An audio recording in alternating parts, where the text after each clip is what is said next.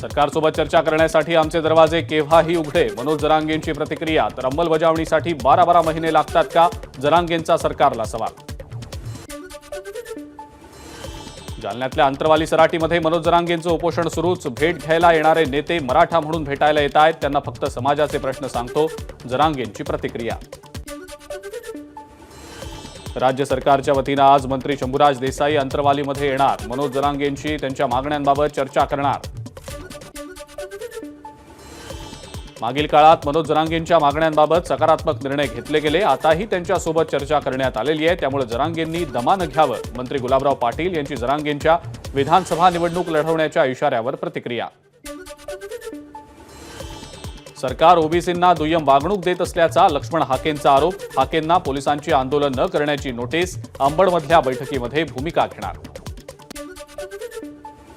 नीट UG 2024 मध्ये grace mark मिळालेल्या 1563 मुलांचे निकाल रद्द केले जाणार.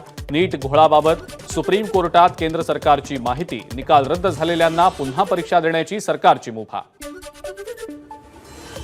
नीट यूजी परीक्षेमध्ये 63 गैरप्रकार झाल्याची एनटीए अधिकाऱ्यांची माहिती. मात्र पेपर फुटीची एकही घटना घडलेली नाही, एनटीए अधिकाऱ्यांचा दावा.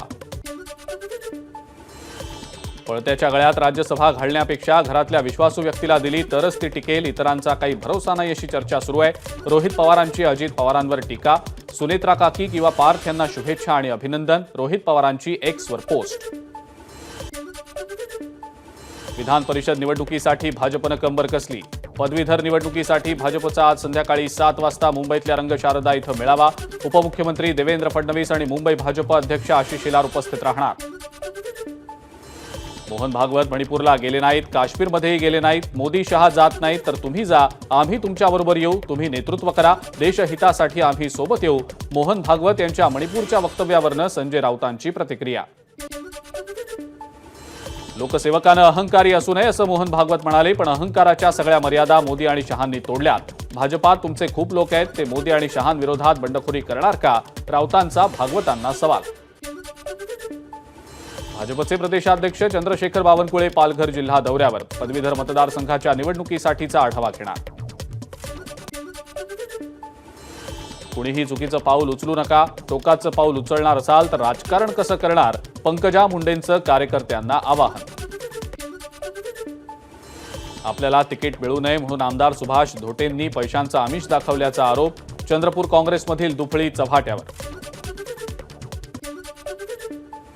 आगामी काळात राज्यामध्ये सत्ता आली तर मंत्रिमंडळात गडचिरोली लोकसभा क्षेत्रातील आमदाराला नव्हे तर चंद्रपूर जिल्ह्यातल्या आमदाराला मंत्रिपद मिळावं यासाठी प्रयत्न करणार.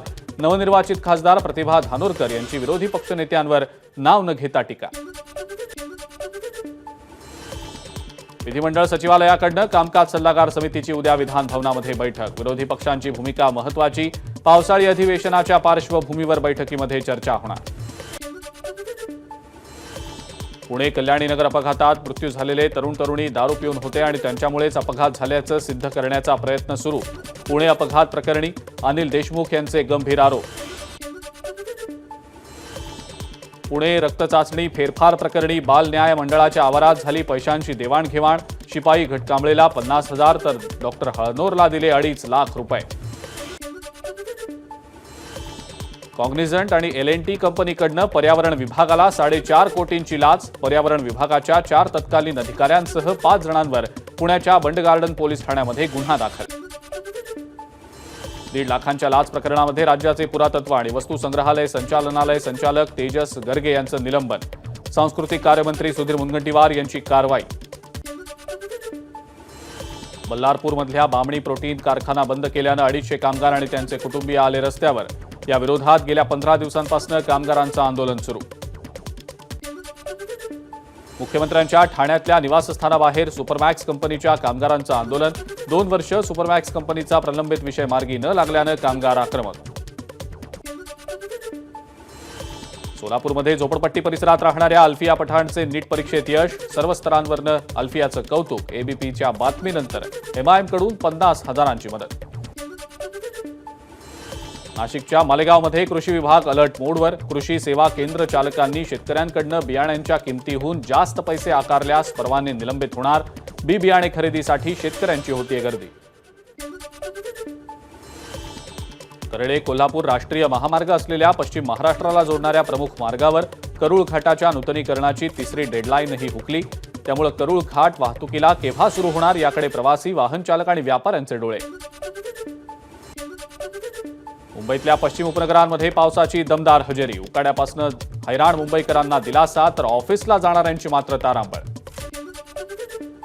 मुंबईतल्या विक्रोळीजवळ तांत्रिक बिघाडामुळे मध्य रेल्वेची वाहतूक विस्कळीत. सकाळी कामावर जाणाऱ्या चाकरमान्यांची तारांबळ. धाराशिव शहरामध्ये धुक्याची चादर. धाराशिवकरांना दिल्लीसारखाच धुक्याचा अनुभव. छत्रपती संभाजीनगरच्या फुलंब्रीमध्ये पावसाची दमदार हजेरी. गोसावी वस्तीतल्या नागरिकांच्या घरामध्ये शिरलं पाणी. सिंधुदुर्गामध्ये शेतीच्या कामांना वेग. पावसानं दडी मारल्यामुळे शेतकऱ्यांकडून जमीन नांगरणीला सुरुवात. तरुण शेतकरी वर्ग शेतीकडे वळतानाचं दृश्य. सिंधुदुर्गातल्या आंबोली घाटामध्ये आल्हाददायक वातावरण. काही ठिकाणी पसरली धुकच धुक, तर काही ठिकाणी ढग खाली आल्याचा भास. मराठवाड्यातल्या अनेक भागांमध्ये गेल्या 2 ते 3 दिवसात पावसाची जोरदार हजेरी. मात्र आजही 1980 गाव आणि वाड्यांवर 2024 टँकर्सनं पाणी पुरवठा सुरू. छत्रपती संभाजीनगर जिल्ह्यामध्ये सर्वाधिक 741 टँकर्सनं पाणी पुरवठा.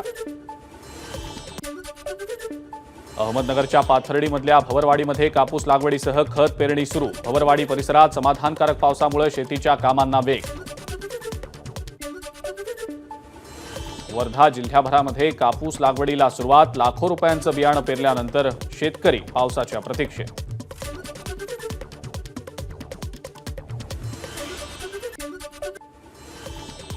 राज्यातल्या शेतकऱ्यांचे ठिबक आणि तुषार सिंचन योजनेचं अनुदान 15 महिन्यांपासून थकलं. शेतकऱ्यांना पेरणीपूर्वी अनुदान द्या. आमदार कैलास पाटलांची कृषी आयुक्त आणि फलोत्पादन संचालकांकडे मागणी. बुलढाण्यातल्या शेगावमध्ये केंद्रीय राज्यमंत्री प्रतापराव जाधव यांचं जंगी स्वागत. मंत्रिपदाचा पदभार स्वीकारल्यानंतर पहिल्यांदाच जाधव बुलढाण्यात दाखल. आषाढी एकादशी सोहळ्यात सहभागी होण्यासाठी संत गजानन महाराजांची पालखी शेगावातनं पंढरपूरकडे प्रस्थान. यंदा दिंडीचं हे 55वं वर्ष.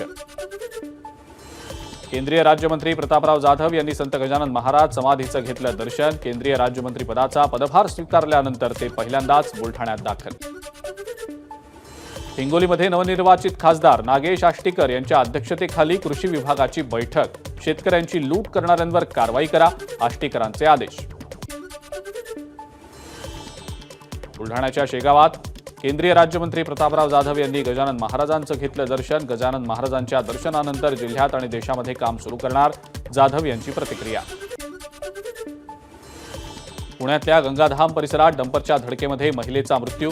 गंगाधाम चौकात नागरिकांचा ठिय्या, पोलीस बंदोबस्त तैनात. महिलेचा मृत्यू प्रशासनाच्या चुकीमुळे झाल्याचा आरोप.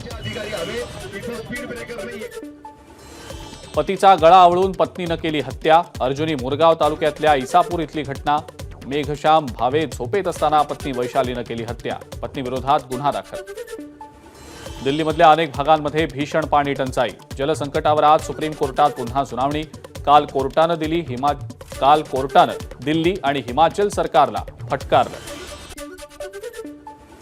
अरुणाचल प्रदेशमध्ये आज पेमा खांडू मुख्यमंत्रीपदाची शपथ घेणार. शपथविधीसाठी केंद्रीय मंत्री अमित शहा आणि जे.पी. नड्डा उपस्थित राहणार. अरुणाचल प्रदेश विधानसभेमध्ये अजित पवारांच्या राष्ट्रवादीचा भाजपला बिनशर्त पाठिंबा. अरुणाचलमध्ये राष्ट्रवादीच्या 3 आमदारांचा विजय, तर भाजपला संपूर्ण बहुमत. शादी के डायरेक्टर करण और जोहर या सिनेमाविरोधात करण जोहरची हायकोर्टात याचिका. सिनेमाच्या नावात आणि कथेमध्ये आपल्या नावाचा चुकीचा वापर केल्याचा आरोप. तातडीनं सुनावणी घेण्याचं हायकोर्टाकडून निश्चित. T20 वर्ल्ड कपमध्ये भारताचा सलग 3रा विजय. अमेरिकेनं दिलेलं 111 रन्सचं आव्हान भारतानं 19व्या ओव्हर्समध्येच केलं पार. या विजयासह भारताचं सुपर 8चं तिकीट निश्चित. सूर्यकुमार यादव आणि शिवम दुबेच्या रचलेल्या 67 रन्सच्या अभेद्य भागीदारीमुळे भारताचा विजय. सूर्यकुमारची 49 बॉलमध्ये नाबाद 50 रन्सची खेळी, तर शिवम दुबेची 35 बॉलमध्ये नाबाद 31 रन्सची खेळी. अमेरिकेविरोधात झालेल्या T20 मॅचमध्ये अर्शदीप सिंग आणि हार्दिक पांड्याची प्रभावी बॉलिंग. अर्शदीपनं 4 तर हार्दिक पांड्यानं 2 विकेट्स घेत अमेरिकेच्या इनिंग्जला लावला ब्रेक. एबीपी माझा, उघडा डोळे बघा नीट.